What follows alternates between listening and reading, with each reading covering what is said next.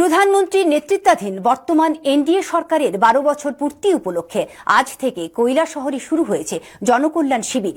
Chandipur block চত্বরে 3 দিনের এই শিবিরের উদ্বোধন করে প্রাণী সম্পদ বিকাশ দপ্তরের মন্ত্রী সুধাংশু দাস বলেন, নরেন্দ্র মোদী 12 বছরের শাসনকালে বুনিয়াদী সুবিধা, সামাজিক সুরক্ষা, রোজগার এবং সংস্কার সহ অন্যান্য ক্ষেত্রে প্রভূত উন্নতি হয়েছে। বিশ্ব দরবারে ভারতের গৌরব বেড়েছে।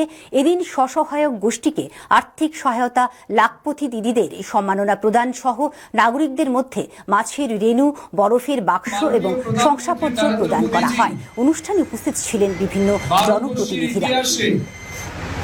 প্রথমবার মানুষের বিশ্বাস, দেশের বিকাশ এবং জনগণের কল্যাণে নিরন্তর কাজ করে সফলভাবে 12 বছর পূর্ণ করেছেন।